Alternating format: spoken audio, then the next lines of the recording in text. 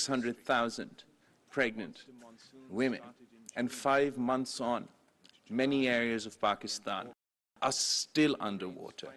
We are still conducting our relief operations, and we're looking forward to our reconstruction and rehabilitation. We welcome you all here to this unique conference for a resilient Pakistan, where the international community has come together in solidarity to stand beside a country that faced an epic natural disaster. Pakistan, once again, expresses its gratitude to the community of nations for the emergency assistance extended to our people. We highly appreciate the United Nations General Assembly's call for the convening of this conference. The magnitude of the damage Pakistan has suffered is monumental. While we remain steadfast in responding to the emergency needs of the affected population and the urgency of restoring their lives and livelihoods, we are according high priority to the resilient recovery and reconstruction of the affected infrastructure.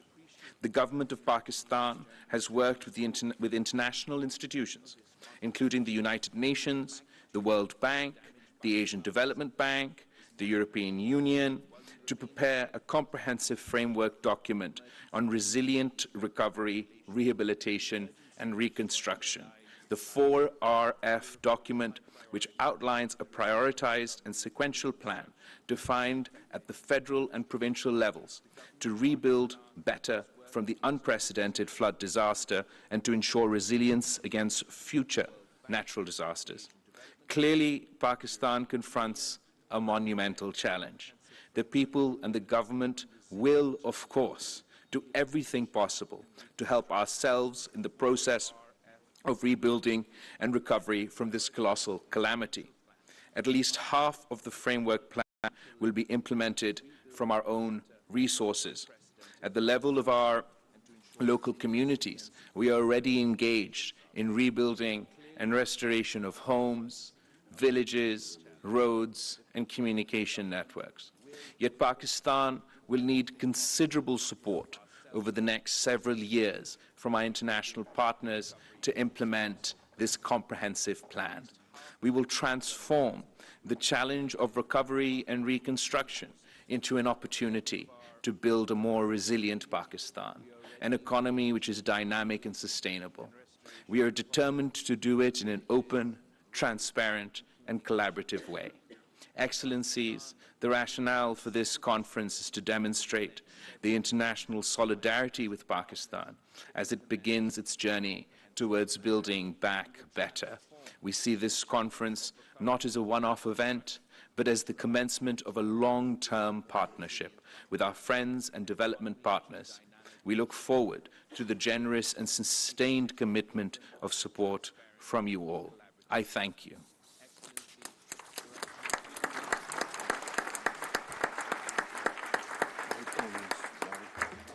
Thank you, Excellency. We will now watch a video on the floods and rains in Pakistan. Not as a one-off event, but as the commencement of a long-term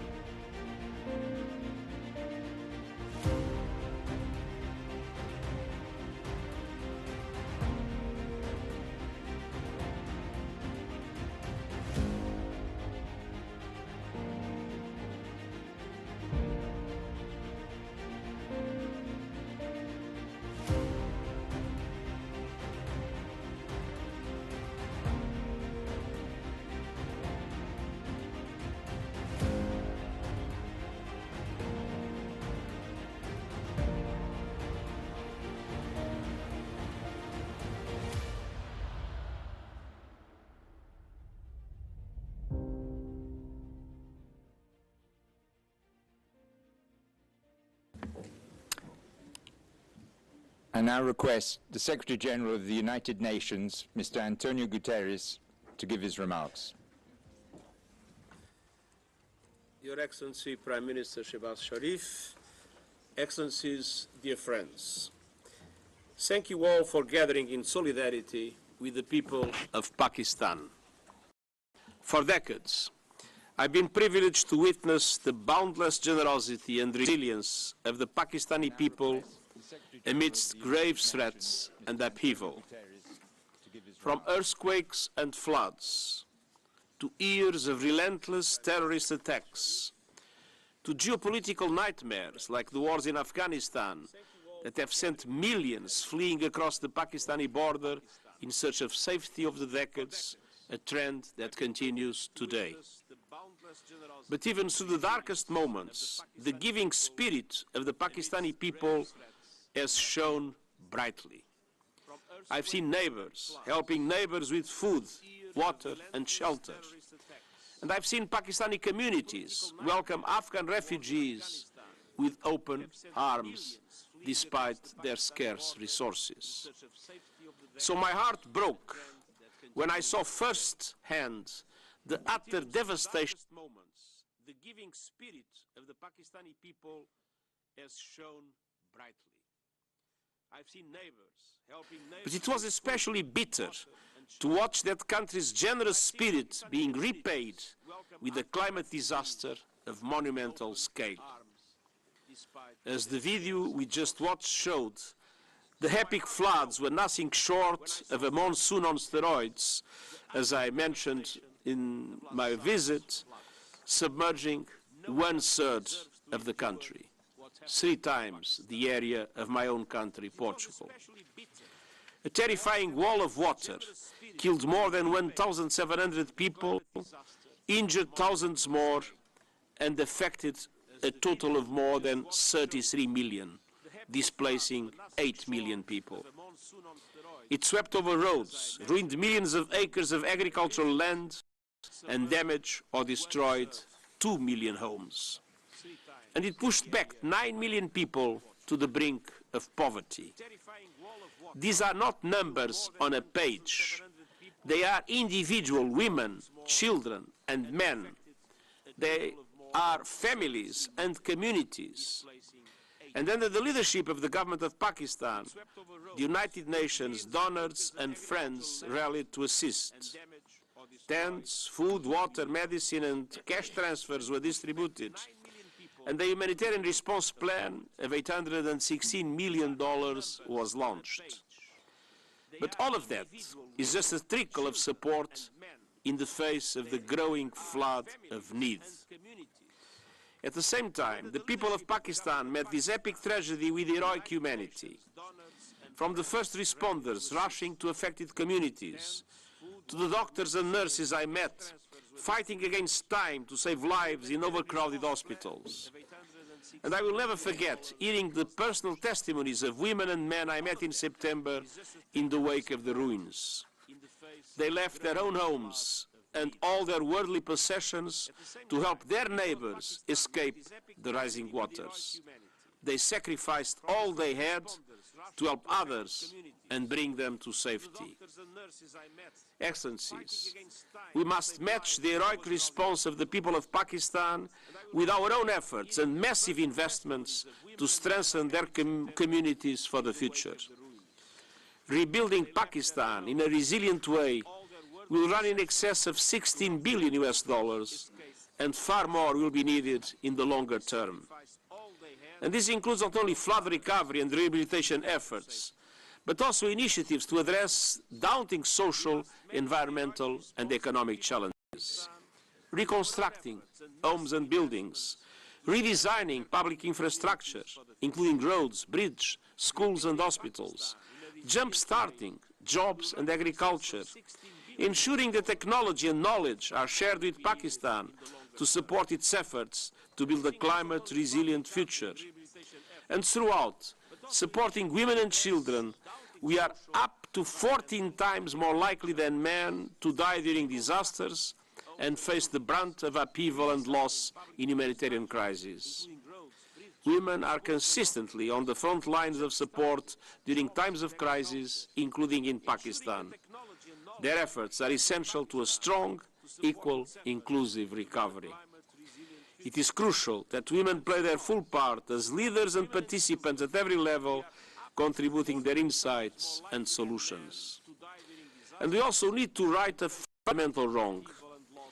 Pakistan is doubly victimized by climate chaos and the morally bankrupt global financial system. That system routinely denies middle-income countries the debt relief and concessional funding needed to invest in resilience against natural disasters. And so we need creative ways for developing countries to access debt relief and concessional financing when they need it the most. And above all, we need to be honest about the brutal injustice and loss and damage suffered by developing countries because of climate change.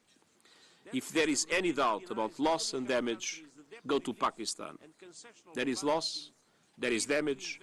The devastation of climate change is real. From floods and droughts to cyclones and torrential rains. And as always, those developing countries least responsible are the first to suffer. Pakistan represents less than 1% of global emissions, did not cause the climate crisis, but it is living with its worst impacts. South Asia is one of the world's global climate crisis hotspots, in which people are 15 times more likely to die from climate impacts than elsewhere. At a recent UN climate conference in Egypt, the world made some important breakthroughs.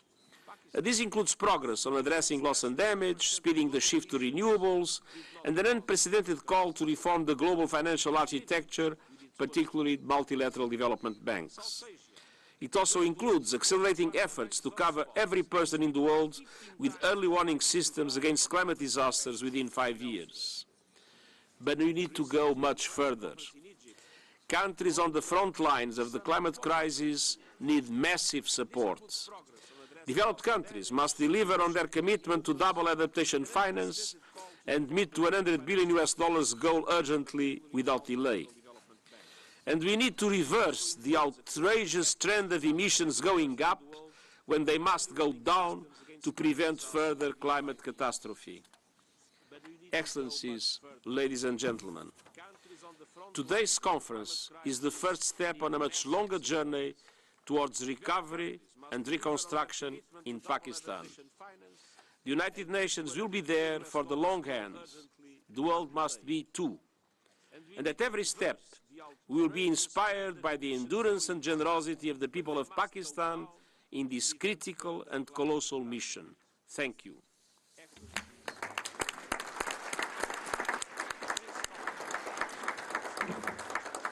Thank you deeply, Secretary General. I now call upon the Prime Minister of Pakistan, His Excellency Mohammed Shahbaz, to give his remarks. Sir.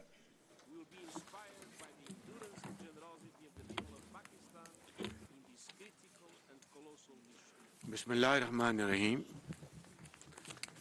Excellency Antonio Guterres, Secretary General of the United Nations, Foreign Minister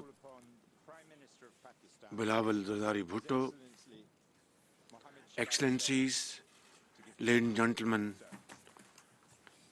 Assalamu alaikum, good morning and guten Morgen. It's really a great pleasure and an honor to be here, and I express my profound gratitude to my friend Secretary General for co-chairing with me this conference. And also, I want to convey, Secretary General, the deep feelings of the people of Pakistan, the way you have promoted their cause, spoken about their miseries and problems, and become a very powerful voice to articulate what they went through during this summer. I remember on 10th of September, I was with you, along with Foreign Minister, in refugee camps in the province of Sindh and Balochistan, and you were standing by orphans, widows, mothers, and I remember vividly, you met a mother who had given birth to a child the night earlier, and a makeshift school run by UNICEF. Excellency, this the people of Pakistan will remember forever. I'm also very grateful to so many heads of states and governments, as well as ministers and other partners who have joined us today. Ladies and gentlemen, we are at a turning point of history. Events are moving faster than we can imagine. And it is not only a question of how to survive, but it's a question how to maintain our bodies. It's a question how to maintain our dignity and honor by moving forward with a sense of purpose and a sense of achievement. Secretary General, as you have just mentioned, the Foreign Minister, you so aptly described, at that time, at the heart of the perfect storm of problems lies this prolonged exposure to a monsoon on steroids. In a matter of 2 months, the ground beneath us was literally, physically taken away. The tsunami, the most devastating floods, affected 33 million people of Pakistan, killed more than 1,700 people, including children, and dislocated 8 million people. More than 8,000 kilometers of roads were washed away, and more than 3,000 rail system was deeply damaged. Education was disrupted for 2.6 million students, including 1 million girls. One can go on about the records broken by this disaster, but truly speaking, we are racing against time. We are very grateful to the generous support extended to my country by the United Nations, the World Bank, the Asian Development Bank, the IMF, the AIIB, and the European Union, as well as many friendly countries around the globe. However, relief work is yet not over, especially in parts of Sindh and Balochistan. Our young and able Foreign Minister belongs to the province of Sindh, where the flood water still needs to be drained to reclaim the agricultural land, to grow food, to build homes, reconstruct infrastructure, and rehabilitate institutions and services. Excellencies, you will appreciate that we need to give 33 million people who are deeply affected by the floods their future back. Their families must stand on their feet, and they must come back in life and earn their livelihood. Today's convening is an attempt to give my people another chance at getting back on their feet. Last October, in collaboration with our development partners, we prepared a post-disaster needs assessment, PDNA, that calculated the total destruction and economic losses from the floods to exceed $30 billion, which is 8% of Pakistan's GDP, pushing 9 million people into abject poverty. Excellencies, the Pakistani nation, as well as the state, has responded courageously to this catastrophe. Those who had little came forward to help those who had lost everything. Millions volunteered to feed, clothe and shelter their unfortunate brothers and sisters. 20,000 troops, hundreds of helicopters, aircrafts and motorboats were mobilized for round-the-clock rescue operations. And in that, I count those wonderful contributions from our friendly countries in the Middle East, in Europe, Far East, and from other parts of the world. They saved thousands of lives and quickly restored disrupted communications. All resilience funds were repurposed to provide cash grants of over $400 million to more than 2.7 million households. Despite our acute financial constraints, we mobilized around $505 million for the emergency, including the UN flash appeal. Excellencies, the one lesson we have learned is that nothing can go back to business as usual. Tough choices will continue to be made, and I'm painfully aware that a taxonomy of harder and harsher reforms will make lives in the Pakistani streets and villages harsher than ever before. But the scale of the resource gap for funding crisis recovery is so wide that it has redefined how we think about resilience. Frankly, it has changed life forever. Building on the post-disaster needs assessment, my government has prepared a comprehensive framework plan for recovery, rehabilitation, and reconstruction with resilience. Its broad contours are set out in the 4RF document that will be presented to you in the next session of the conference.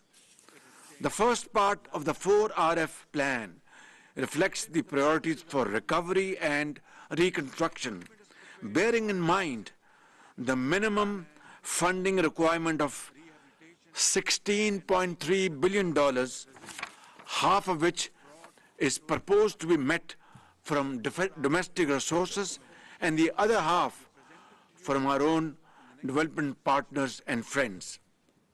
The second part of the framework plan incorporates flood resilience in the design and infrastructure projects, such as protecting key highways, the main railway line network, as well as an early warning system and capacity building for rescue and relief in future disasters. Our funding gap for minimum recovery is $8 billion and will be needed over the span of the next 3 years. Excellencies, it is clear that Pakistan's ability to recover from the colossal flood disaster, to restore critical infrastructure and revive rapid economic growth will hinge substantially on the speed of these actions. And the most important link in this chain will be financial resourcing. If that gap continues to obstruct our recovery and minimum resilience needs, the results may be too catastrophic to imagine.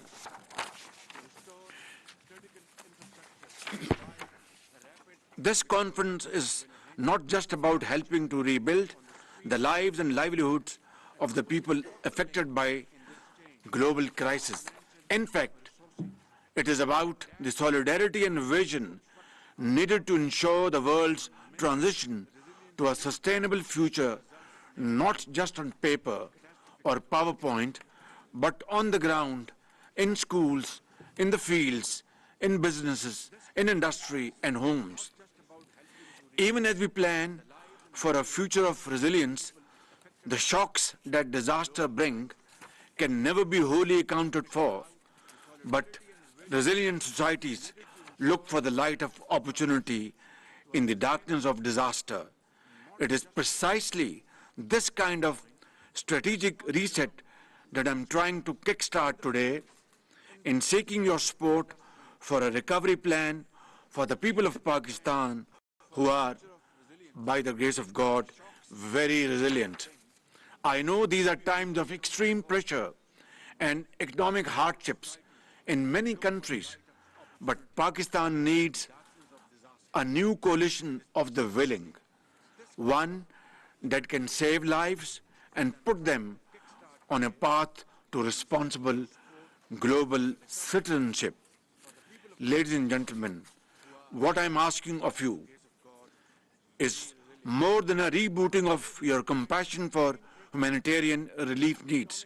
Today, I am asking for your support for those who have lost their life savings, their homes and livelihoods, those who are sitting under blue sky, facing the harshest of winters and looking forward to your help and support from mankind. I am asking for a sustained international support plan to meet this daunting challenge. I am asking for a new lifeline for people who need to power our economy and re-enter the 21st century with a future that is protected for such extreme risks to human security. Together, we have to rebuild their lives and their dreams. Your solidarity and long-term support to the people of Pakistan at this very critical juncture will make the difference between staying unprepared or facing the future with renewed hope and aspirations. In the end, I thank you once again for your support in this conference today. Your unity of thought and action will always be remembered by the people of Pakistan. Thank you very much.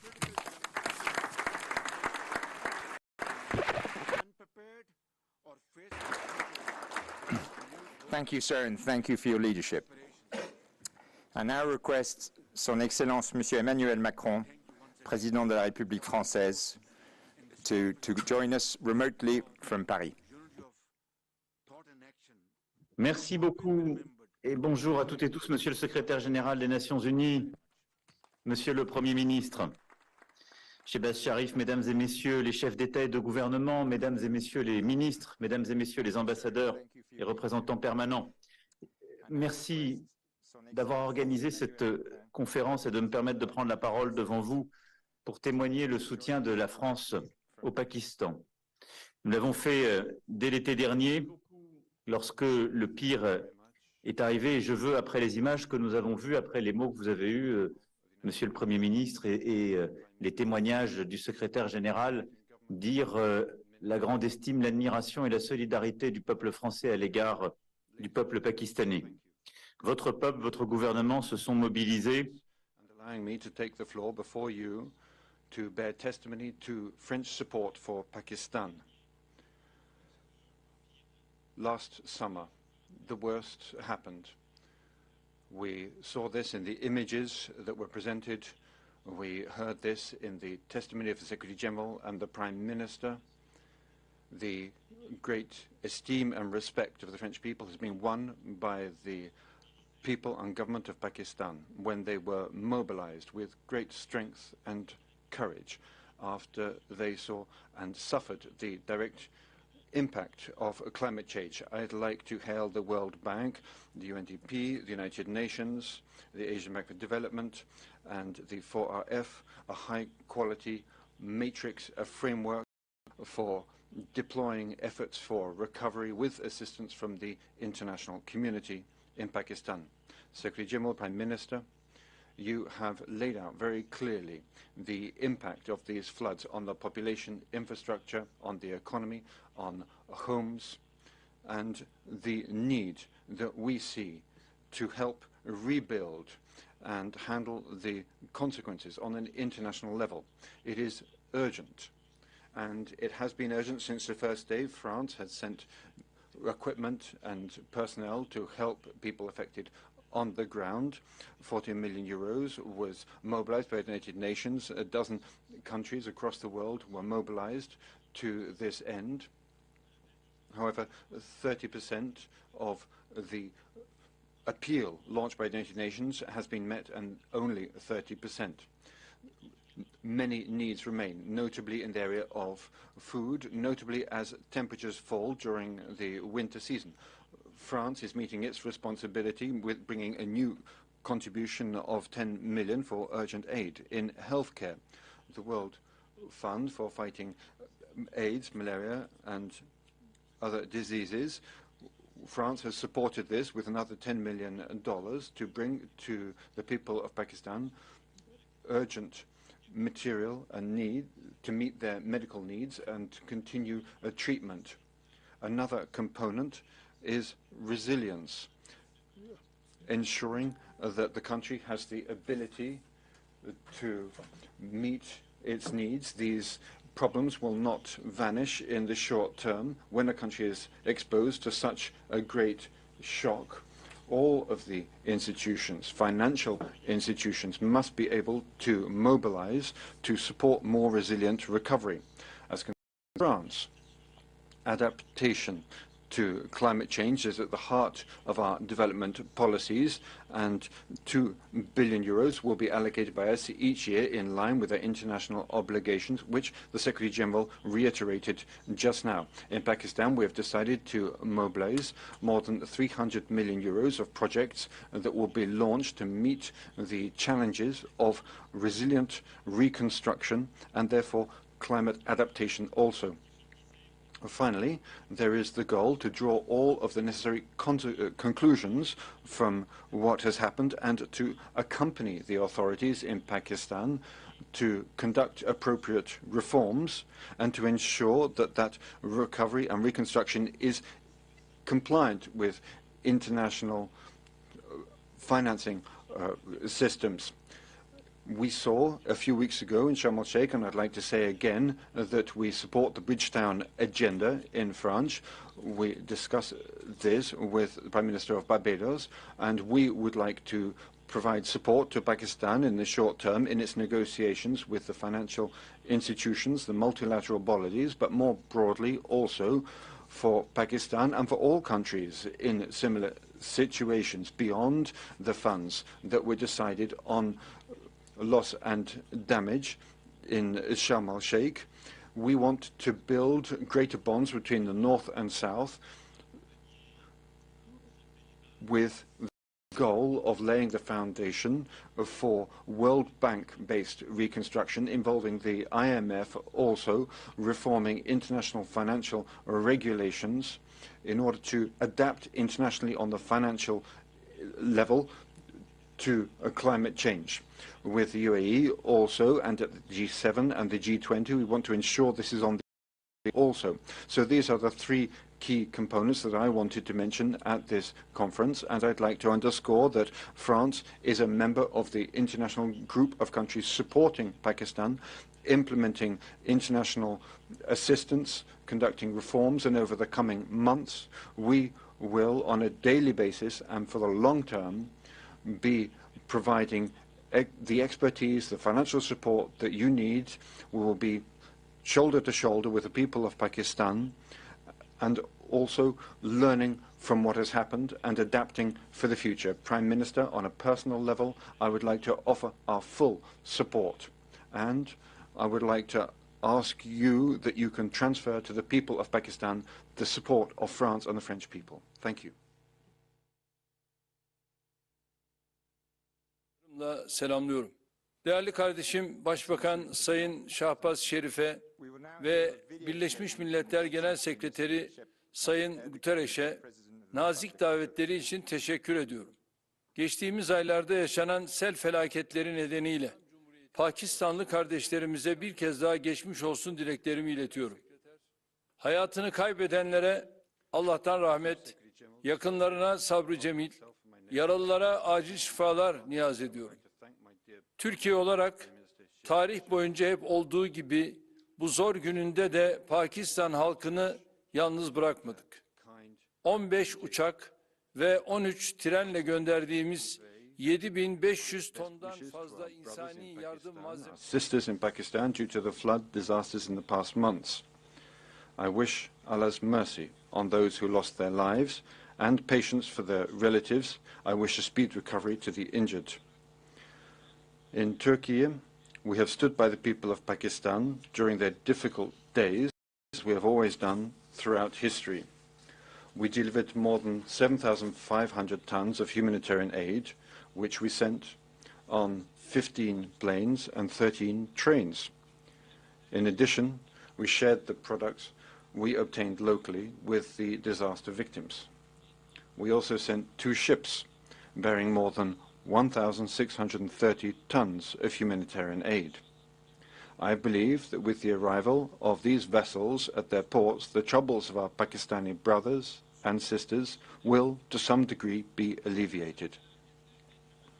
Immediately after the floods, our Interior and Environment Ministers visited Pakistan, along with representatives of Turkey and Afad.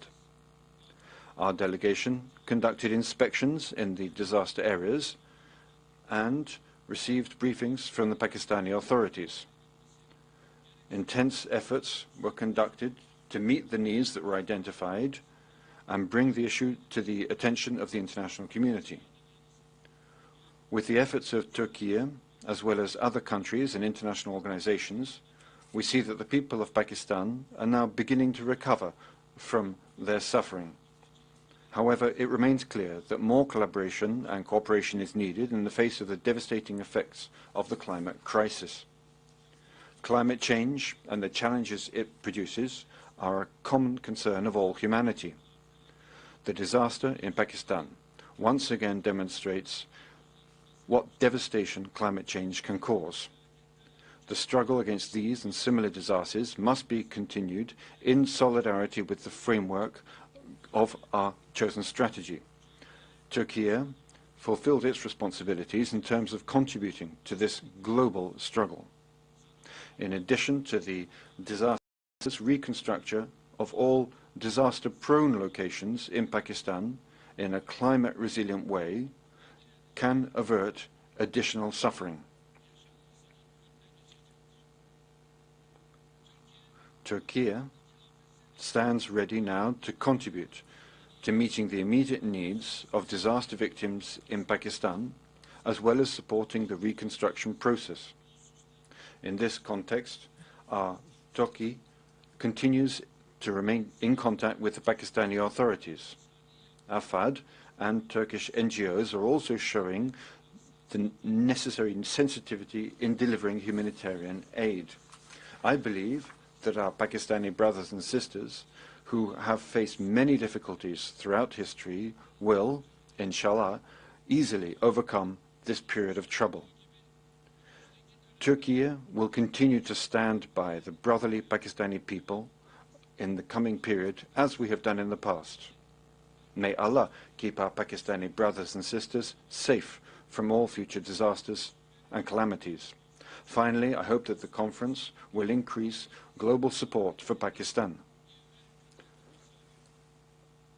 I would like finally to thank everyone who helped put together the program, and I greet you once again with affection.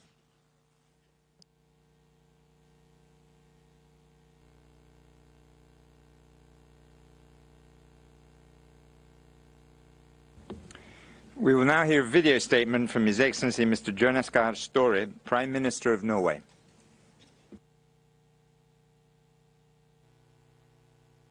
Prime Minister Sharif, Secretary General Guterres, ladies and gentlemen.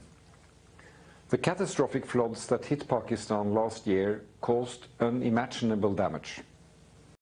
Norway and many other countries contributed to the immediate response, but the needs remain enormous. We must do more to find collective solutions to the foremost challenge of our times, climate change, in following up the decisions taken in Sharm el-Sheikh. We will maintain our direct support to Pakistan in the period ahead and focus our attention on helping those whose lives have been devastated by climate change. This is an endeavor for the entire international community, and you can count on Norway taking its part. Thank you and good luck. In following up the decisions There will now be a video statement by Her Excellency Ms. Ursula von der Leyen, President of the European Commission.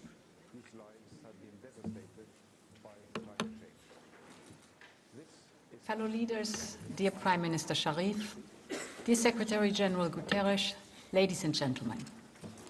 I would like to thank Prime Minister Sharif and Secretary General Antonio Guterres for this timely conference. 2022 was a difficult year for the world. We just overcame the pandemic and Russia started its brutal invasion against Ukraine. But on top of this, Pakistan was hit by one of the biggest natural disasters anywhere. Deadly flooding, which affected millions of people. It destroyed livelihoods, crops and infrastructure, and put pressure on the most vulnerable people. The European Union, together with its member states, was among the first to react. Our Team Europe response to this tragedy was immediate and substantial. But the scale of the devastation is enormous. Vast surfaces of cropland and villages remained underwater for months. Nearly 10 million girls and boys remain in need of immediate support, according to UNICEF. So more support is needed. And today we are endorsing an ambitious reconstruction plan. We are joining forces with our partners to help put Pakistan on its path to recovery. Our Team Europe support to the reconstruction of Pakistan is around 500 million euro, including our humanitarian assistance. And the EU and Pakistan have just agreed an 87 million euro package in line with our Global Gateway strategy. In parallel, to keep supporting the affected communities, the European Union is stepping up its humanitarian assistance with an additional 10 million euros. This brings Team Europe's humanitarian support for Pakistan to 172 million euros. Ladies and gentlemen, the future of Pakistan is in the hands of its people. I wish the government of Pakistan every success with the implementation of its ambitious reform plan. We will continue to assist, including through the support group to be created following this conference. I wish you a very fruitful discussion. Thank you very much. Ladies and gentlemen, the future of Pakistan is in... I now request His Excellency Mr. Ignacio Cassis, Federal Councillor, Head of the Federal Department of Foreign Affairs of Switzerland, to give his statement. Sir. Monsieur le Secrétaire Général, Monsieur le Premier ministre, Excellences, Mesdames et Messieurs, l'ami apparaît dans les moments difficiles, pas dans les grands dîners. C'est ce qui dit un proverbe pakistanais. Bienvenue en Suisse. Aujourd'hui, je vous accueille car nous, les amis du Pakistan, sommes réunis pour faire face à une situation difficile. Il s'agit de... Prime Minister, Your Excellencies, ladies and gentlemen, friends appear in times of hardship, not during great banquets. This is what a Pakistani proverb tells us. So, welcome to Switzerland. Today, I welcome you because we, the friends of Pakistan, will face this difficult situation together. The issue of the day is to support Pakistan, which has suffered the full effects last summer of the devastating impact of climate change. This is an urgent situation and therefore we must act together in an effective manner in the spirit of solidarity. Switzerland stands shoulder to shoulder with Pakistan. We must hold out our hand to our friends, to the agencies who must be able to count on us. Today it is up to you, Pakistan. You need help today, but tomorrow it could perhaps be us, any of us. One thing is certain. No one is completely safe. We are all, everyone, concerned by climate change, a global risk that requires global action. I would like to thank the United Nations Secretary General and the Prime Minister of Pakistan for initiating this international conference on Pakistan and the climate. To International Geneva. My dear friends, when Switzerland learned of the tragic effects of the floods that struck Pakistan and its people last summer, we did not hesitate. In line with our humanitarian tradition, we immediately sent a team of experts into the northwest of the country with a budget of 4 million Swiss francs and deployed for 3 months. Our team of experts focused on rebuilding schools, hydraulic systems and bridges. 5 million francs were allocated for short-term assistance. In the field, we were able to act in a difficult context. Sadly, extreme weather events are not the only challenge faced by this region of South Asia. The flow of refugees from Afghanistan increases the vulnerability and tensions in the area. Here also, my country is meeting its international responsibility, having sent a contribution of 6 million Swiss francs to the High Commission of the United Nations to support and welcome Afghan refugees in Pakistan. Overflows where the banks are weak, as a Pakistani saying goes. Cette allégorie me touche. This proverb touches me also, because it underscores the principle of the challenge of international cooperation and the climate. We must work together. We must ensure that we do is a model that can be followed. This framework resonates perfectly with the spirit of International Geneva, and I invite all to implement this framework so that it may be crowned with success. Thank you for your attention. Merci, excellent. Thank you very much, and thank you very much for hosting us here in Geneva. We will be now taking a 2 minute so that the speakers can leave the rostrum and the ministers and the other speakers can come to the fore. Please remain in your seats. Thank you.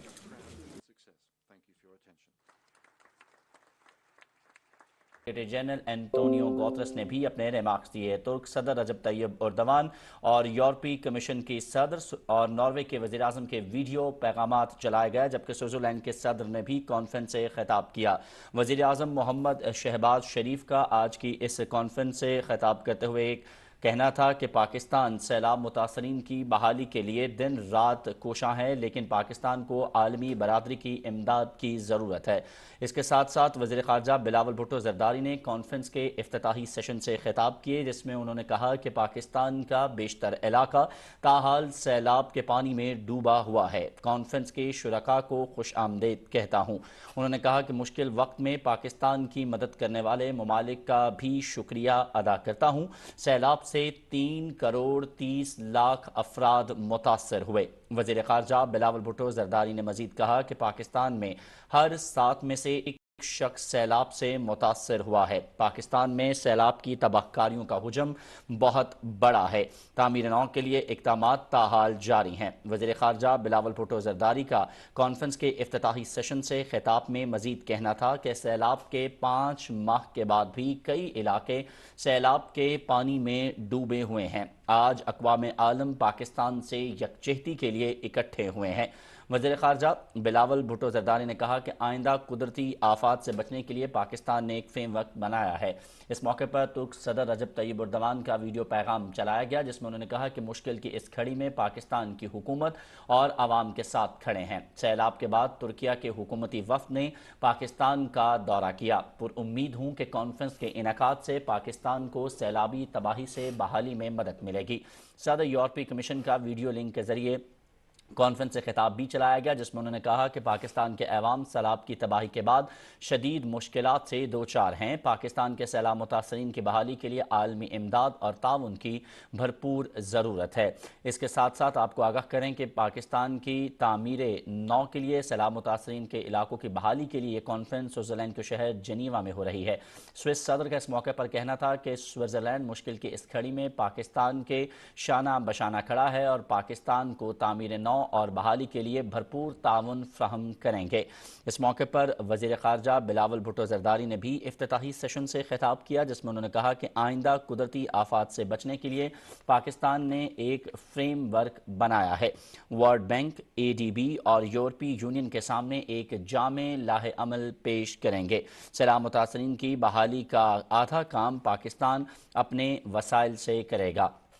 Pakistan میں سیلاب سے متاثرہ علاقوں کی تعمیر نو اور بحالی سے متعلق پاکستان اور اقوام متحدہ کے زیر اہتمام یہ کانفرنس جنیوا میں منعقد ہوئی ہے جس میں مختلف سربراہان مملکت اور عالمی اداروں کے نمائندگان خطاب کر رہے ہیں۔ آپ کو آگاہ کریں کہ وزیر اعظم محمد شہباز شریف، وزیر خارجہ بلاول بھٹو زرداری، اقوام متحدہ کے سیکرٹری جنرل انطونیو گوتریس، ترک صدر رجب طیب اردوان، ناروے کے وزیر اعظم اور یورپی کمیشن کے صدر اور سوئٹزرلینڈ کے صدر نے بھی اس سے خطاب کیا۔ وزیر اعظم محمد شہباز شریف نے اپنے تمام جو دوست ممالک ہیں ان کا شکریہ ادا کیا اور انہوں نے کہا کہ پاکستانی عوام کا دکھ درد محسوس کرنے پر عالمی برادری کے مشکور ہیں۔ آج پاکستان کو سیلاب سے درپیش مسائل کے حوالے سے بات کرنے کے لیے آیا ہوں۔ انہوں نے کہا کہ گزشتہ برس 10 ستمبر کو UN کے سیکرٹری جنرل نے بھی پاکستان کا دورہ کیا۔ پاکستان کے عوام UN کے سیکرٹری جنرل کے تعاون کو ہمیشہ یاد رکھیں گے۔ وزیر اعظم نے کہا کہ سیلاب سے پاکستان میں بڑے پیمانے پر تباہی ہوئی ہے اور آج ہم تاریخ کے اہم موڑ پر کھڑے ہیں۔ وزیر اعظم نے کہا کہ سیلاب متاثرین کی امداد کرنے پر ہم عالمی برادری کے مشکور ہیں، تاہم سیلاب متاثرین کی تعمیر نو اور بحالی کے لیے بڑے پیمانے پر امداد کی ضرورت ہے۔ انہوں نے کہا کہ پاکستان میں آنے والے حالیہ سیلاب سے 33 ملین لوگ متاثر ہوئے، مکانات، تعلیمی ادارے، زراعت کے شعبوں کو نقصان پہنچا اور انفراسٹرکچر کی تباہی کے ساتھ ساتھ پاکستان کی معیشت بری طرح متاثر ہوئی۔ مشکل وقت میں مدد کرنے والے ممالک کو پاکستان ہمیشہ یاد رکھے گا۔ انہوں نے یورپی یونین سمیت تمام دوست ممالک کا شکریہ ادا کیا۔ وزیر اعظم محمد شہباز شریف نے کہا کہ سندھ اور بلوچستان کے کئی علاقے تاحال سیلابی پانی میں ڈوبے ہوئے ہیں۔ سیلاب متاثرین کو دوبارہ بحال کرنا ہے اور انہیں اچھا مستقبل دینا ہے اور اس کے لیے پاکستان نے فریم ورک تیار کر لیا ہے جس پر کام کرنے کے لیے ہمیں $16.3 بلین کی ضرورت ہے۔ وزیر اعظم نے کہا سیلاب سے کاشتکاری کو بھی نقصان پہنچا جس سے پاکستان میں غذائی قلت نے جنم لیا۔ ملکی معیشت کی بحالی یہ سب ہمارے لیے بڑا اہم چیلنج ہے۔ انہوں نے کہا کہ بچوں کو دوبارہ تعلیمی اداروں میں بھیجنا بھی حکومت کے لیے ایک چیلنج ہوگا کیونکہ پاکستان میں سیلاب نے متاثرین کی زندگیوں کو تبدیل کر کے رکھ دیا ہے۔ سیلاب کے باعث انفراسٹرکچر کے ساتھ ساتھ پاکستان کی معیشت کو شدید نقصان پہنچا ہے جس کا تخمینہ $30 ارب سے زائد ہے جو پاکستان کے GDP کا 8% ہے۔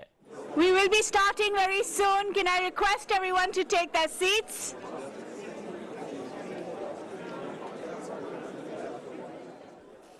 پاکستان میں سیلاب سے متاثرہ علاقوں کی تعمیر نو اور بحالی سے متعلق پاکستان اور اقوام متحدہ کے زیر اہتمام یہ عالمی کانفرنس جنیوا میں جاری ہے۔ اس کانفرنس سے مختلف ممالک کے سربراہان مملکت اور عالمی اداروں کے نمائندگان خطاب کر رہے ہیں۔ وزیر اعظم محمد شہباز شریف نے سیلاب سے ہونے والی تباہی اور بحالی کے لاہ عمل سے متعلق شرکاء کو آگاہ کیا۔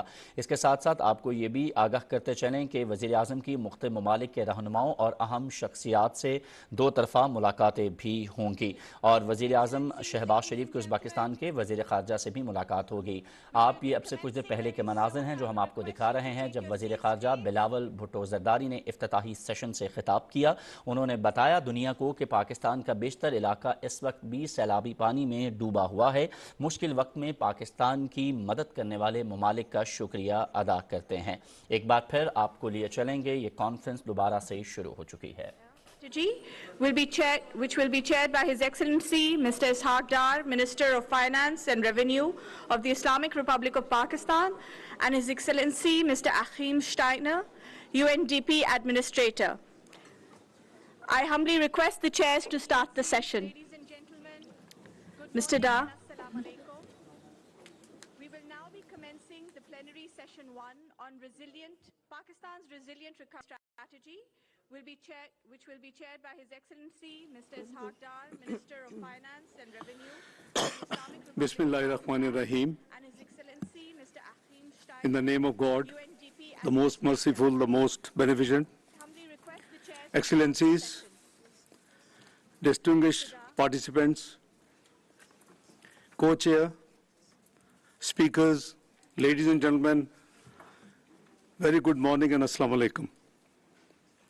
It's a great privilege to be part of this important plenary focused on Pakistan's resilient recovery strategy. I would like to express my gratitude to the Administrator, United Nations Development Program, Mr. Achim Steiner, representative from the World Bank Group, all other multilateral institutions for the support to Pakistan during this most critical time. Thanks are also due to our bilateral partners, friendly countries, NGOs, and civil society organizations. You would have seen in the opening session the scale of recent flood disaster which took place in Pakistan. With the suffering of the people in mind, I would briefly state the narrative of disaster to highlight the plight of the people back home. Ladies and gentlemen, while by global adverse developments, like over 2 million houses were either damaged or destroyed, and around 1 million livestock was confirmed to have been dead or missing. Ladies and gentlemen, a significant portion of the country remained submerged in water for months, affecting subsequent crop cycle and closing down schools and hospitals and making large portion of the rural hinterland inaccessible. The standing buildings were used as temporary shelters and to provide necessary services. It is estimated that 22,000 schools were affected, leaving 3.5 million students without access to classrooms. This is leading to a learning crisis in the country, and it will take coordinated efforts and resources to rebuild the education system. Excellencies, ladies and gentlemen, the government of Pakistan placed recovery and rehabilitation of the affected people as its most important priority. Through Benazir Income Support Program, rupees 70 billion were disbursed as emergency measure to the flood affectees, families, and till now, 8.17 million flood victims have been given the cash assistance. As a result, 2.7 million families got straight-away cash relief and the other assistance which was immediately required. We are appreciative of the fact that the World Bank promptly announced US $1.6 billion assistance for rehabilitation in flood areas and an additional 500 million for building climate resilient Pakistan. You are aware that PDNA estimated economic and physical losses caused by the floods as over US $30 billion. According to their calculation, which are jointly conducted by World Bank, UNDP, European Union, and Asian Development Bank with the assistance of the Planning Ministry of Pakistan, their calculation of the needs for the rehabilitation and reconstruction work is US $16.3 billion.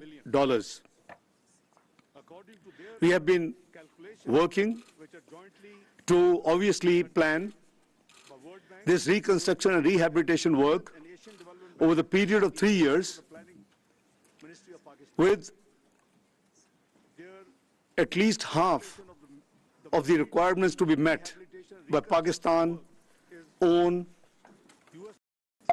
system and assistance. Our GDP, keeping in view of the size of the GDP, we believe that over the next 3 years period for this phase of reconstruction and rehabilitation, we should be able to contribute $8 billion out of the $16.3 billion to carry out this rehabilitation and the reconstruction work. The support from the friendly countries and the multilateral donors will not only help with flood relief and rehabilitation effort, but will also create fiscal space and external debt sustainability for the country, reinforcing its efforts to implement the ongoing IMF program. The climate change has led to devastating spillover impacts on Pakistan. This is a major exogenous shock representing a global public externality. Pakistan contributes less than 1% of greenhouse gas emissions, but yet it has found itself at the center of climate change-induced devastation in the form of catastrophe of the floods last year. Concerns about food security are paramount. Social stability is also a concern amid high energy prices, inflation, and macroeconomic policies. Excellencies, ladies and gentlemen, I want to make it clear that Pakistan remains committed to its international obligations and is on track regarding our macroeconomic fiscal reform agenda, which focuses on increasing our revenues, increasing spending on social sector programs, decreasing expenditure wherever we can moderate, and creating thereby more fiscal space for the reconstruction rehabilitation phase, which we have to undertake in the next 3 years. Pakistan is right now facing challenges on account of additional outlays incurred and projected for the flood-related rescue, relief, and rehabilitation needs. Existing limited space negatively impacts Pakistan's ability to provide resilience and determination to all those affected by the natural disaster. While appreciating the resilience and determination of the people of Pakistan, it is obvious that they need help and global cooperation, which we are thankful to all those who have been extending and communicating to us. Pakistan is carrying out the fiscal reforms necessary for long-term recovery and sustainability. However, we believe that we urgently need short-term assistance as we navigate through a number of challenges. We hope that our friends, partners, and supporters, as always, stand with us by providing the required assistance during this most critical phase of Pakistan. Excellencies, ladies and gentlemen, Pakistan's urgent expectations from this conference is not only merely a commitment of resource for rehabilitation and reconstruction in the short to medium term, but also we are looking forward for on-budget inflows and assistance during the remainder of the current fiscal year, in order to make it possible for the government of Pakistan to continue providing the much-needed relief to the flood affectees of 33 million people in Pakistan. Let me say a few words that, if considered appropriate by our friendly countries, debt swaps and other use of financial instruments tied to reallocation of equivalent domestic budgetary resources would also free up the resources to be spent for this noble purpose. We must remember that we are in this fight against climate-induced disaster together. There is only one world, and we must work together to support each other in times of crisis. Pakistan is extremely grateful for the support of the international community as we strive to recover, rehabilitate and rebuild. At the end, I would like to extend our heartfelt gratitude to all those friendly countries, United Nations, World Bank, Asian Development Bank, Asia Infrastructure Investment Bank, Islamic Development Bank, and all other multilateral institutions, NGOs and donors, without whose help we could not have been able to deal with this catastrophe which Pakistan just faced in 2022. I'm extremely grateful to all of you, and thank you for patience listening. God bless you all. Thank you. Very kind.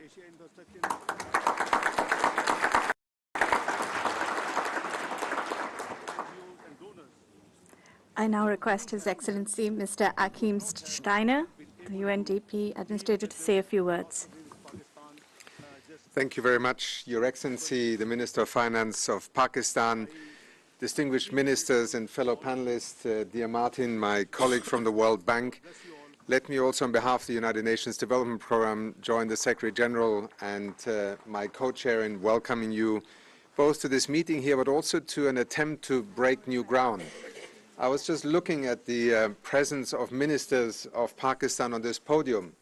If you look from left to right, I think you will recognize that we are living in a different age in which climate change, natural disasters, economy, planning, and indeed the development pathways of countries are being rewritten by circumstance, sometimes by design at others, by disasters on other occasions.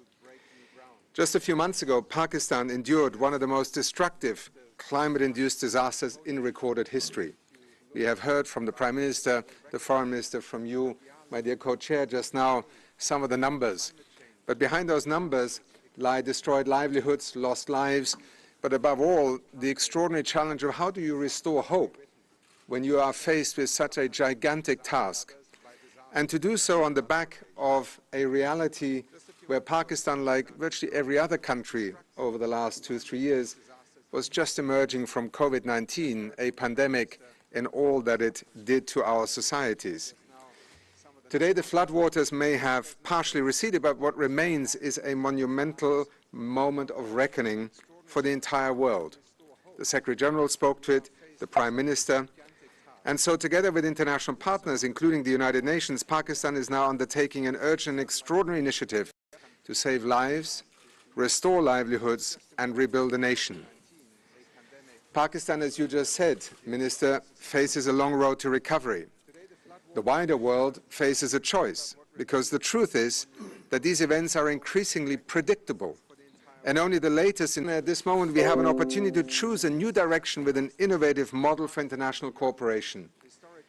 And I have to say that when, just a few weeks ago, we began an intense effort of convening and organizing this conference here, framed not as a pledging conference, but really as a conference about how we move beyond reacting to every disaster by having just an emergency response. This conference is being convened by Pakistan and the United Nations with a different logic and also a different aspiration. And I hope that by the time that you leave this conference venue this evening, you will feel reassured that the call to the world that Pakistan sent out to friends, supporters, partners to step up at this critical moment has actually been responded to. A few weeks ago, that was not at all self-evident. I must say today I feel extremely excited about the prospect of framing a new form of response and partnership. It is time to step up and support the long-term, the systems-based approaches to recovery when disaster strikes again. Pakistan, and that is a recognition that I think the world also recognized, is not in its plight alone. And indeed, it is not even in the broader context of climate change one of the most significant emitters, less than 1%. And yet it is, in terms of its ranking on the Global Climate Risk Index, the 8th most vulnerable country in the world. And to those who say, well, is climate change and flood events really linked? how else would you explain what Pakistan in just one decade has been experiencing, not in terms of just on its own, but remember the images of the last 12 months, of forest fires, of droughts, of floods, of extreme weather events, hurricanes, typhoons. This is the new normal, and we need to, as an international community, find a way in which we together can respond to this new normal. The government of Pakistan, as you have also laid out just now, is doing its part in recovery and reconstruction, but it will need financial and technical support to tackle the massive development challenges that lie ahead, including building the systems for resilience. Advancing reconstruction of this type will require fiscal space on the back of COVID-19 that is currently severely constrained in Pakistan, as you also said, Minister. Creating this space will require new pathways for support, including private sector investments facilitated by innovative financial instruments, including the de-risking of private capital and support for a pipeline of broader investment opportunities, including some of the innovative forms that you mentioned just now. Here and now, that process must begin with new investments in climate resilience, broader coalitions of partners, and just a look around this room and the announcements you will hear today will, I think, illustrate that this is not a disaster. It is now becoming, through the experience that Pakistan has gone through, a reality that we all are part of.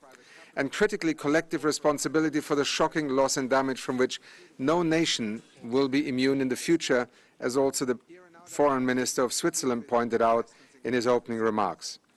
Assessing the extent of damages and losses has been a pivotal part of this joint response under the leadership of the Ministry of Planning, Development and Special Initiatives, the United Nations, together with the Asia Development Bank, the European Union, the World Bank, and our UN sister agencies also in the UN country team, work together with you to complete the post-disaster needs assessment, the foundation for today's framework for recovery.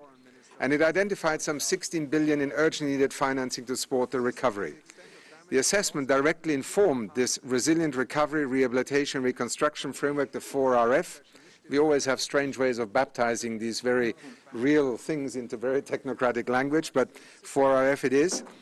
A comprehensive policy-based approach comprising sectoral interventions, public and private sector financial strategies, and implementation and monitoring arrangements.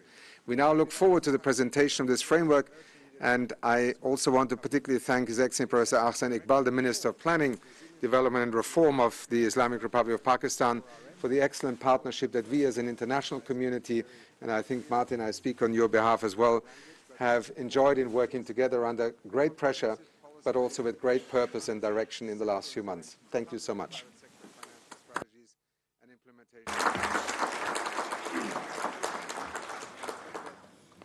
I now request His Excellency Professor Ahsan Iqbal, Minister for Planning, Development and Reform of the Islamic Republic of Pakistan, to say a few words. Excellent partnership that we as an international community, and I think, Martin, I speak on your behalf as well, have enjoyed in working together under great pressure, but also with great purpose and direction in the last few months. Thank you so much. Excellencies, distinguished guests, ladies and gentlemen, I thank you all for coming here. Excellencies, distinguished guests, ladies and gentlemen, I thank you all for coming here today to express solidarity with the people of Pakistan who have experienced worst climate disaster of recent times. Pakistan has faced floods in 2022, but as one of the most vulnerable countries to climate disasters, we face range of disasters that we experienced during 2022, starting with very high temperatures, forest fires, droughts, culminating into unprecedented floods within a short span of 4 months. Pakistan's disasters like torrential floods, glacial lake outburst flood, and just to mention that Pakistan has the highest snow after North Pole and South Pole in its northern areas, which is at the danger of melting and causing glacial lake outburst floodings. We face droughts, heat waves, earthquakes, and during this year, as I said, we have experienced almost all of them. The heat wave of 2022 was the hottest in 61 years. So I can safely say that Pakistan is in the eye of climate change storm. Disaster's return period average has become shorter from 56 years in 1929 to only 5 to 6 years in 2005. So that shows that the frequency of disasters is increasing at a rapid pace. The horror of our coming era will be born out of heat, fire, water, and snow. Ladies and gentlemen, all these disasters have impacted our economy in a very serious manner. Huge economic losses due to damage of infrastructure and loss of crops, significant losses in GDP, higher poverty rates, great risk of preventable diseases, especially to most vulnerable segments, women, children, and elderly, unprecedented recovery and reconstruction needs, degradation of ecosystem, degradation of environment and climate, job loss and disruption. Women and girls are at risk of gender-based violence and child marriage, degradation of environment and climate, hyper-poverty and hyper-malnutrition. The worst part of the floods in 2022 was that it was not only a climate disaster, but it also turned into a human tragedy as it hit the 20 poorest districts of Pakistan. So those people who were already poor, who were already malnourished, have been thrown into a cycle of hyper-poverty and hyper-malnutrition. Next, please. Ladies and gentlemen, the 2022 floods were of a scale never seen before. 33 million people in different parts of Pakistan were affected. More than 1,700 have lost their lives, and 1/3 of them are children, and more than 8 million are displaced. And the two provinces, Sindh and Balochistan, have been almost completely devastated. But the other provinces, Punjab, Khyber Pakhtunkhwa, and our special regions in the north, have also been significantly impacted, but they continue to be most vulnerable to future disasters. Next. With the help of our development partners, we have also been able to identify what were the damages and losses due to these floods. We are very grateful to World Bank, Asian Development Bank, European Union, UN and its agencies, and other development partners for working as a team to document in shortest possible time the post-disaster need assessment report for Pakistan, which put $14.9 billion damage and $15.23 billion of economic loss, with combined cost of over $30 billion to Pakistan's economy. This was a massive blow and hit to an economy which was just beginning to recover from crisis. And this also makes Pakistan very unique. Ladies and gentlemen, every country has faced pandemic. Every country is today facing the supply shock, but no country has experienced a disaster of this scale that Pakistan has faced. So therefore, the case of Pakistan is very different and unique. The social sectors, housing, health, education, culture and heritage had serious damages. In infrastructure, road, transport, railway communication, energy, water, sanitation, municipal services, community infrastructures were damaged. In our productive sectors, agriculture, food, livestock, fisheries, water resources, irrigation, commerce, and industries were damaged, and governance, social sustainability, inclusion of gender, social protection, livelihoods were lost. Next, please. The previous one, the previous, please. Previous. And let me here share with you that Pakistan was one of the first countries to adopt Sustainable Development Goals in 2015. We called SDGs as National Development Goals. Our parliament passed a resolution to adopt Sustainable Development Goals, and we started to work on SDGs right away. But these floods, ladies and gentlemen, have washed all the gains that we made during 7 years. Almost 9 million people have been pushed into poverty. Additional 7.6 million people are facing food insecurity. 17 million women and children are at greater risk of preventable diseases. 4.3 million people with job loss and disruption to their livelihoods, and more than 600,000 women and girls at risk of gender-based violence and child marriage due to disaster situation. Next, please. Next. Next. So towards recovery, ladies and gentlemen, we have developed a 4RF framework. Its details are there in your packet also. You can read in more greater detail how to have resilient recovery, rehabilitation, and reconstruction framework. The vision is an inclusive and resilient recovery through a whole-of-Pakistan approach, leading to sustainable development for the people and the country. The objectives are to improve governance and enhance capacity of state institutions to face the disasters and mitigate against them, restore livelihoods and economic opportunities, ensure social inclusion and participation in all aspects of recovery and related development, restore and improve basic services and physical infrastructure. And above all, also underlying important objective is to achieve sustainable climate resilience through rebuilding and re-engineering our infrastructure. Our challenge as Ministry of Planning is double. Not only we have to build an infrastructure, we also have to re-engineer our built infrastructure to be more resilient and adaptable for future shocks.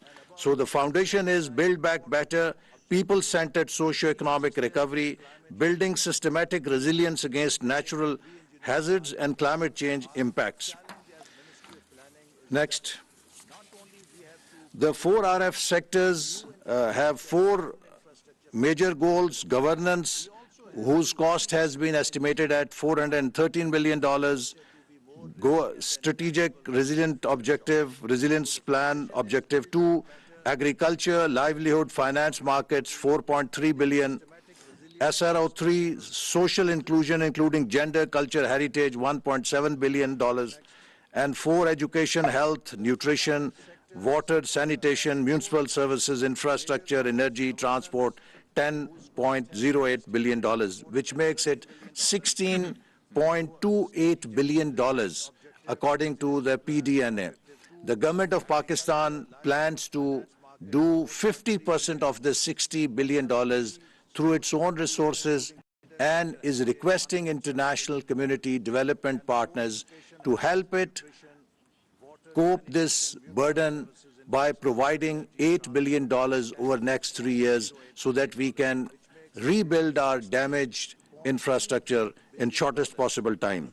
The long-term resilient climate resilient infrastructure development plan is over $13 billion, which involves national flood protection program and building new infrastructure or re-engineering existing infrastructure to stand against future shocks. Next. As I told you, out of $16.3 billion, the local resources we hope to mobilize are $8.15 billion, and we look forward to $8.15 billion through our friends and development partners. Next. We have worked out a number of projects in different areas, starting with forecasting and preparedness, which involves capacity building of Pakistan Met Department, Federal Flood Commission, multi-hazard early warning systems, installation and upgradation of telemetries, data center for disaster prevention. Then mobilization, rescue and relief, capacity building of National Disaster Management Authority, provincial disaster management authorities, district disaster management authorities, procurement of helicopters, boats and other equipment for evacuation, procurement of emergency bridges and other equipment, and then in recovery, financial assistance for people for their livelihood. Next, please. Rehabilitation, housing, health, education, gender inclusion, private sector development, water and sanitation, and reconstruction of infrastructure to make it more resilient. Next, please. Next. So let me in the end, ladies and gentlemen, say that Pakistan is already in a very difficult and challenging situation. In 1989, Pakistan was left to cater to 3.5 million refugees when international community abandoned the region. We are still suffering.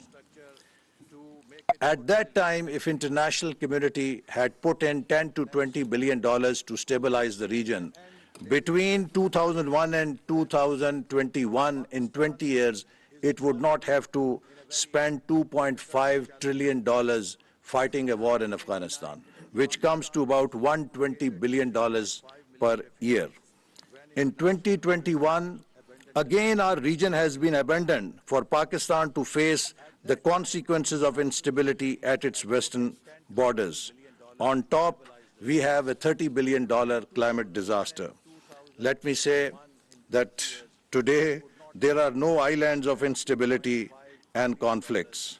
Prosperity can only be secure if it is shared with everyone. Ladies and gentlemen, one of the most important things we can do on this earth is to let people know they are not alone. The young mother with no milk to feed her children, let her know she's not alone. Children who have seen their schools destroyed. Today, there are no islands of instability and conflicts. Poor who have lost their shelter and are facing chills of winter season, let them know they are not alone. Farmers who have lost their livestock and are without livelihood, let them know they are not alone. Mothers and children who are malnourished, now hyper-malnourished, let them know they are not alone. Youth who have lost their jobs, let them know they are not alone. And the sick who have lost access to health services, help them know that they are not alone.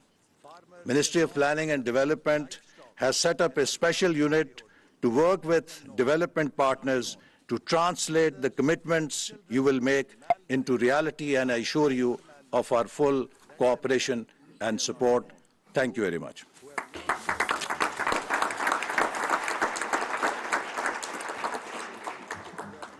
I now request Her Excellency Ms. Sharif Rahman, Minister of Climate Change of the Islamic Republic of Pakistan, to say a few words. Thank you very much. Excellencies, ladies and gentlemen, I distinguish co-chairs Achim Steiner and Minister Ishaq Dar, fellow ministers here from Pakistan, ladies and gentlemen, friends of Pakistan, thank you for your patience, your time, and your commitment for bringing your value system here today. It is obviously the moral engine of recovery for all and the coalition of the willing that the Prime Minister of Pakistan spoke about that brings this convening to the kind of critical mass we see today. So thank you for your commitment, for working and assisting with recovery for all. I know that we have been describing our 4 hours recovery. We have also been talking about the catastrophic climate-induced floods that you saw about. You saw a video, you've been hearing about the disaster statistics. So I won't repeat. I believe brevity can be also a part of the solution. You do know that Pakistan, it has been established that Pakistan is on the front lines of a very clear extreme weather and climate precipice. People have spoken here about how many of your countries, and again, we come to the first cascade of thanks, which will be followed later by the Minister EAD, who were there on the ground. They're in the phase of humanitarian disaster, you know, my co-chair and of course the UNDP, the entire UN system, our development partners, the World Bank, all the related UN agencies, ADP, everybody and the UN agencies, Save the Children, many NGOs were on the ground, international NGOs as well as Pakistanis. All had their sleeves rolled up and gumboots on the ground.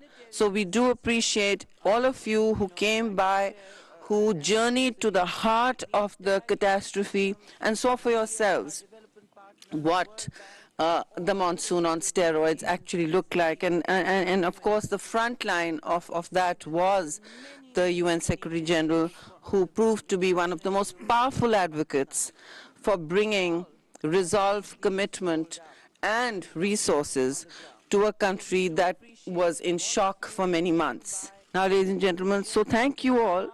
But you saw on the ground, many of you have heard also that Pakistanis are a resilient people. But as you saw in the video, for Pakistan, the peril is not over. 8 million still live in inundated areas, particularly the province of Sindh, and a homeless winter for many. 20 million are still affected, which is, again, 3 times the size of many countries.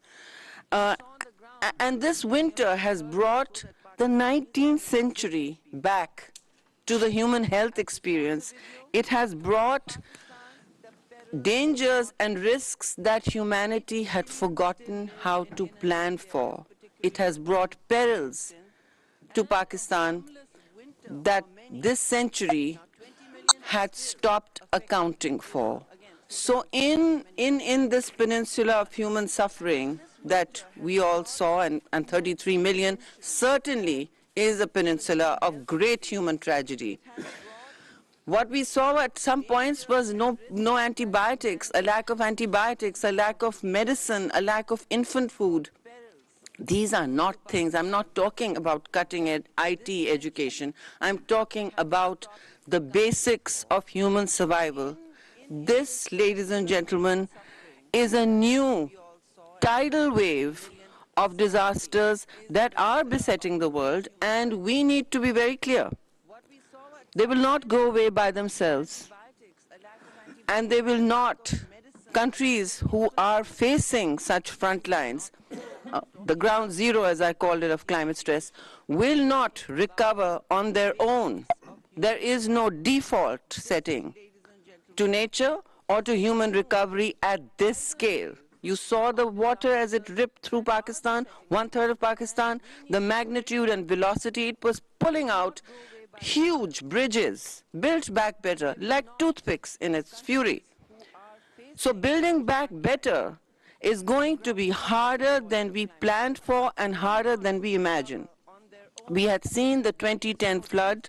It was a great flood. It was called the super floods of Pakistan. Well, it affected 20 million people. So just to put in perspective, this one was 33 million.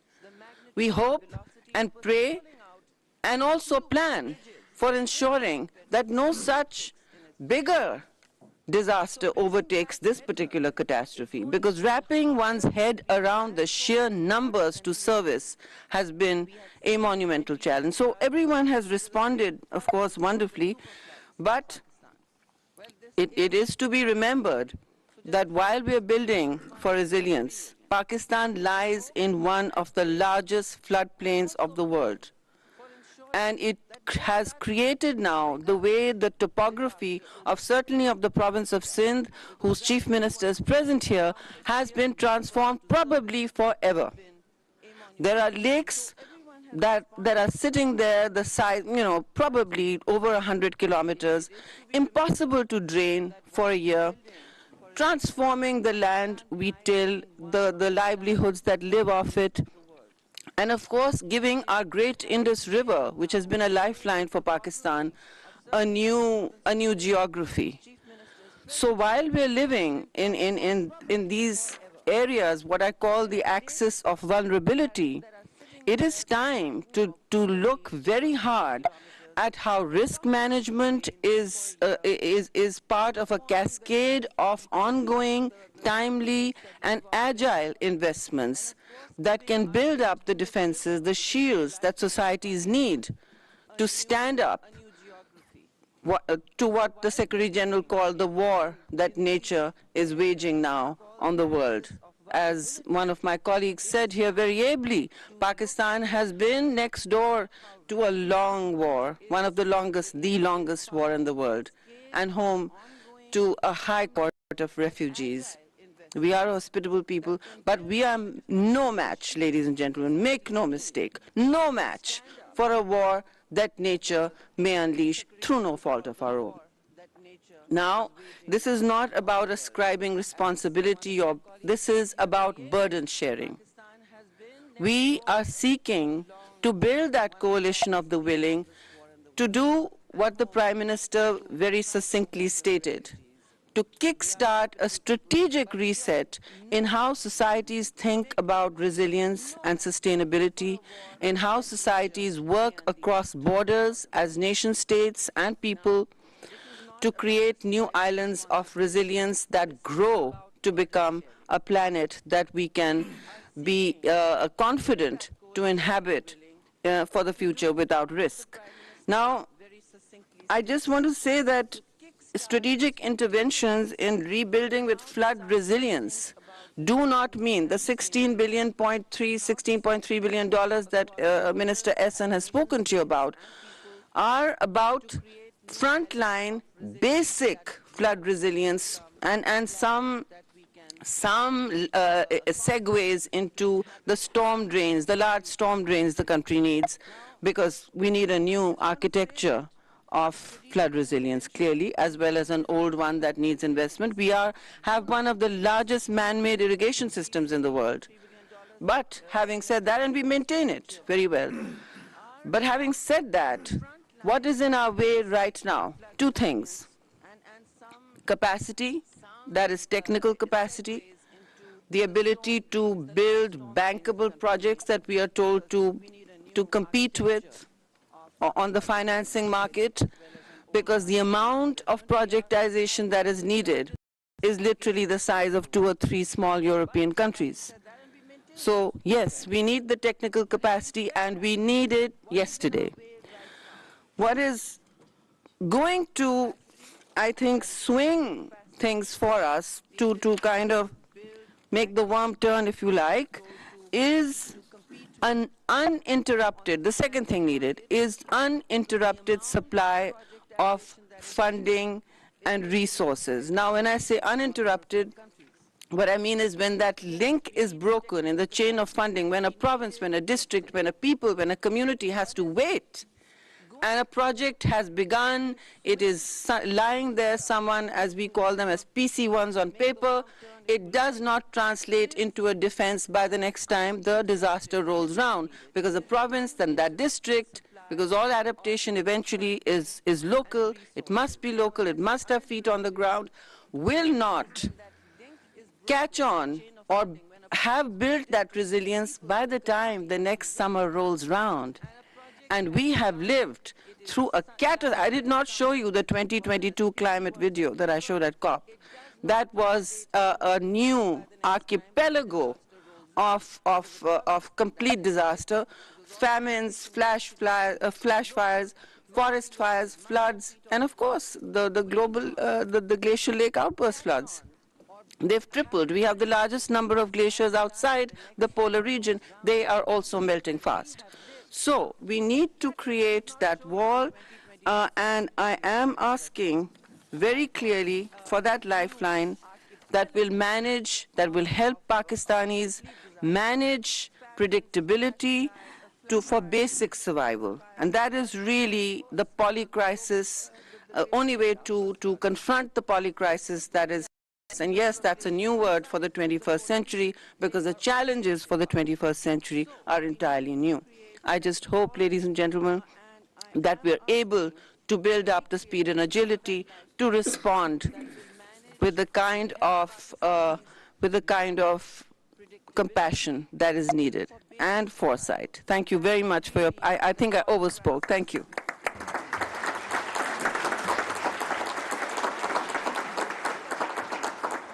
I now request His Excellency Mr. Ayaz Sadiq, Minister Economic Affairs Division, Government of Pakistan, to say a few words. Bismillah ar-Rahman ar-Rahim. Excellencies, distinguished guests, ladies and gentlemen, good morning and assalamu alaikum. My colleagues have given all details that were necessary to be shared with you, and speaking in the end means we're short of time, and I'm sure we are. So I'll be very brief. No, not only you, but... So, on behalf of the Government of Pakistan and the Ministry of Economic Affairs, I would like to take this opportunity to extend my profound appreciation to the United Nations for the support in organizing and making excellent arrangements for this very important conference. Since the outset of the floods, as directed by the Prime Minister of Pakistan, the Ministry of Economic Affairs has worked closely with the United Nations in Pakistan and the international development partners for provision of immediate humanitarian relief, assistance, rehabilitation for flood affectees. At the beginning of August 2022, the Ministry of Economic Affairs immediately liaised with the development partners and took steps, including of a steering committee comprising of development partners, international, national stakeholders for ensuring better coordination and supervision of humanitarian relief work. The Ministry of Economic Affairs also organized a donors conference in late August 2022, presided over by the Prime Minister and attended by a large number of development partners aimed at highlighting Pakistan's immediate relief and rescue needs. Excellencies, our bilateral, multilateral partners have been most forthcoming in their response to Pakistan's call for help. The solid collaboration with our development partners brought forth immediate assistance in various forms, provided relief for millions of the stranded Pakistanis, for which we are grateful. The assistance included cash transfers for the flood-affected people who had lost everything: food, medicine, shelter, clean drinking water, etc. Our development partners have always helped Pakistan during the different calamities faced, including the many devastating earthquakes and floods in the past.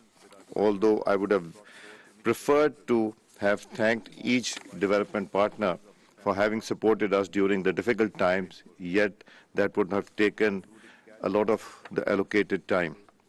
The Ministry of Economic Affairs, being the government's main arm for coordinating international assistance, continues to fulfill its role monitoring, supervising the inflow of aid. It is pertinent to mention that Prime Minister of Pakistan has given directions for vigorous scrutiny and monitoring, ensuring complete transparency in the utilization of the valuable assistance provided by our development partners. It is with this promise that we will continue to partner with the international community in implementing the 4RF and planning ahead to meet challenges of climate change. The Government of Pakistan looks forward to significant support from its development partners in rebuilding Pakistan in the aftermath of the devastation caused by the floods. In this regard, the Ministry of Economic Affairs Division will adopt a robust system for monitoring and work with the international development partners, ensuring proper follow-up on the assistance pledges made during the conference, the effective and efficient utilization in Pakistan, leading to focused people-centric development and resilient rehabilitation and reconstruction process. I would once again like to express my sincere gratitude to the United Nations for organizing this conference and to the international development partners for their continued support. I tried my best to read as quick as possible, in shorthand in fact, and I've omitted a few things which I wanted to say so that we'll save time. Thank you, co-chairs.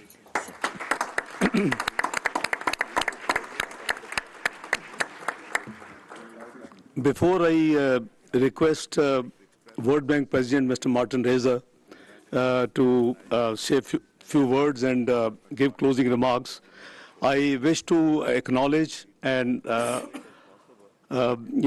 thank him for his very quick arrangement of the round table at the time of annual meetings in Washington last October.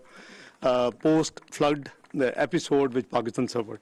Thank you, Mr. Reza, once again. Floor is yours for the closing remarks. Thank you. Excellencies, ministers, distinguished participants, thank you, Chair, for giving me the opportunity to offer some brief closing remarks. The 2022 floods were an unprecedented disaster, as I was able to witness firsthand in Sindh province last September. Let me begin by congratulating the ministers and all the Pakistani authorities for your leadership and speed, both at the federal and provincial levels, in the immediate relief and humanitarian response. Let me also commend you in how you are planning and framing the massive reconstruction efforts as outlined in the presentation of Honourable Minister Iqbal just now.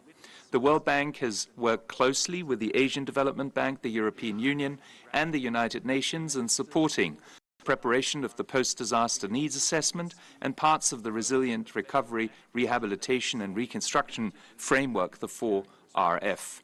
And I trust I speak also on behalf of all of us in thanking you for the good partnership. The framework sets out a clearly prioritized and sequenced set of activities over the short, medium and long term.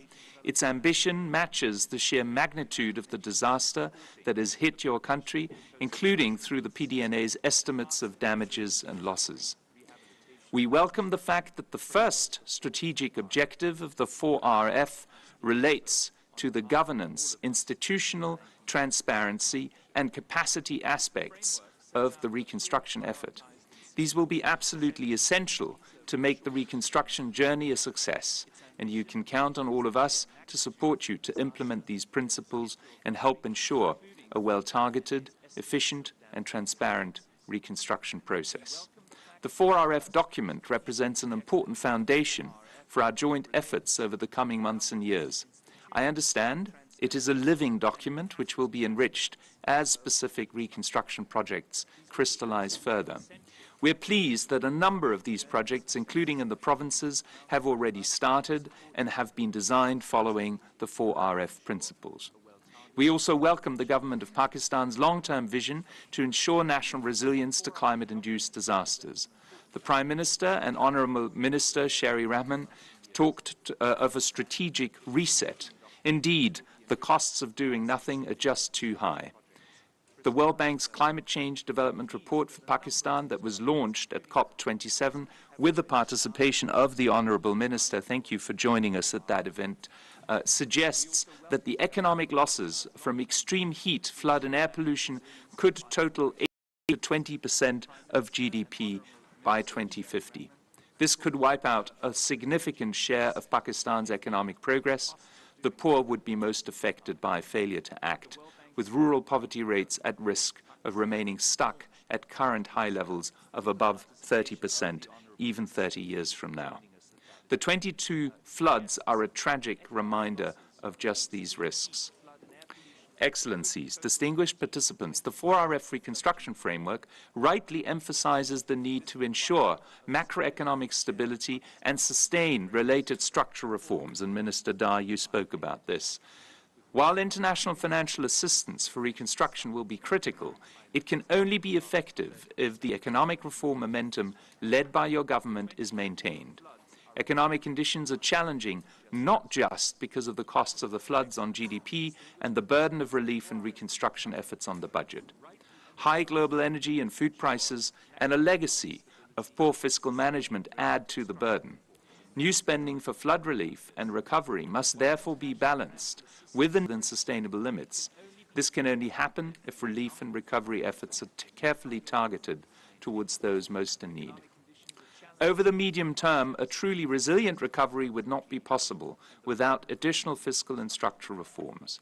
This is the time to reduce leakages and losses in expenditure, for instance in the power sector, that are weakening public finances, to address the inefficiencies that are muting investments and exports, and to better target social support to those most in need, and to make sure that those that are most fortunate in society and also to this national reconstruction effort through more progressive, wider-based taxation.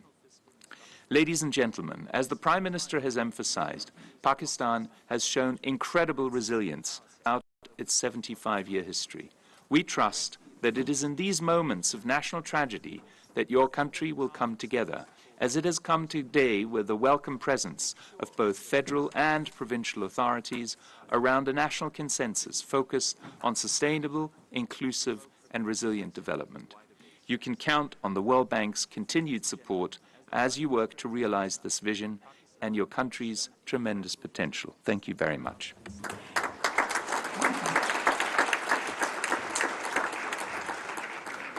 Thank you so much, Mr. Reiser. Before we take a coffee break, please bear with me for a minute for just some housekeeping practical announcements. Lunch will be served one floor above at the mezzanine floor, level 2, the entrance level. You can avail the lunchtime to also visit room 25, where UN agencies will exhibit materials of their work in Pakistan, and colleagues will be available for any queries. After lunch, at the end of plenary session 2, we will be breaking out into 2 sessions, Provinces, Perspective and Humanitarian Spotlight, which will be in this room, and the second on Achieving Sustainable Climate Resilience, Showcasing the Living Indus, will be held in room 25, and there will be someone to guide you there. Also, as you already know, there are no food or drinks allowed in the conference room. Thank you so much. I now invite you for coffee, which is served right outside this room, and we will be grateful if we could reconvene after 15 minutes. Thank you so much. سیلاب سے متاثرہ علاقوں کی تعمیر نو اور بحالی پر بین الاقوامی conference Geneva سے آپ ملاحظہ کر رہے تھے. آپ کو یہ بتاتے چلیں کانفرنس کا مقصد پاکستان کو حالیہ سیلاب سے ہونے والی تباہی اور سیلاب کے بعد پیش آنے والے چیلنجز کی طرف دنیا کی توجہ مبذول کرانا تھا. اس کانفرنس سے وفاقی وزراء، وفاقی وزیر ایاز صادق، شہری اسحاق ڈار، بلاول بھٹو زرداری نے سیشن سے خطاب کیا. یہ بھی بتاتے چلیں آپ کو کہ سیکریٹری جنرل اقوام متحدہ اور صدر ورلڈ بینک نے اس موقع پر ہر ممکن تعاون کی یقین دہانی کرائی. وزیر اعظم محمد شہباز شریف نے UN سیکریٹری جنرل کے ہمراہ کانفرنس کی میزبانی کی. سیلاب متاثرین علاقوں کی تعمیر نو اور بحالی سے متعلق پاکستان اور اقوام متحدہ کے زیر اہتمام عالمی کانفرنس جنیوا میں ہو رہی ہے. مختلف سربراہان مملکت اور عالمی اداروں کے نمائندوں نے اس سے خطاب کیا. وزیر اعظم محمد شہباز شریف نے اوپننگ ریمارکس دیے، جبکہ وزیر خارجہ بلاول بھٹو زرداری، اقوام متحدہ کے سیکریٹری جنرل اینٹونیو گوتریس، ترک صدر رجب طیب اردوان، ناروے کے وزیر اعظم، یورپی کمیشن کے صدر اور سوئٹزرلینڈ کے صدر نے بھی اس کانفرنس سے خطاب کیا. اس کے ساتھ ساتھ وزیر خزانہ اسحاق ڈار نے بھی UNDP کے سربراہ کے ہمراہ اجلاس کی صدارت کی، جس میں ان کی جانب سے یہ بتایا گیا کہ مشکل حالات میں پاکستان کی مدد کرنے والے ممالک کے شکر گزار ہیں.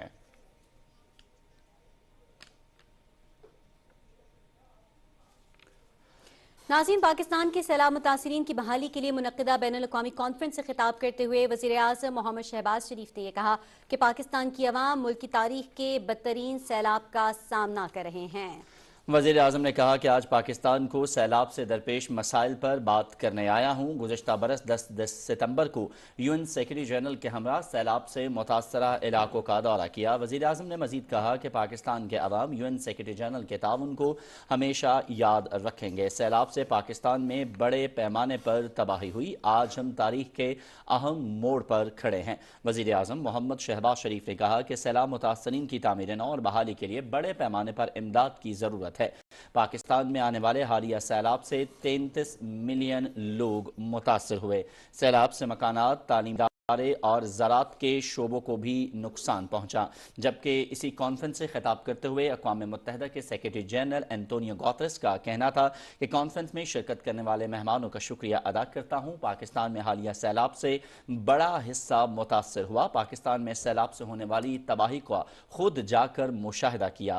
80 لاکھ کے قریب لوگ بے گھر ہوئے ہیں. تباہ کن سیلاب سے پاکستان کے بڑے حصے کو شدید نقصان پہنچا. اقوام متحدہ کے سیکریٹری جنرل اینٹونیو گوتریس نے مزید کہا کہ مشکل حالات میں بھی میں پاکستانیوں کا جذبہ دیکھ کر بہت حیران ہوا. انفراسٹرکچر کی بحالی کے لیے پاکستان کو بڑے پیمانے پر امداد کی ضرورت ہے. انہوں نے کہا کہ پاکستان کو 3 سال کی مدت میں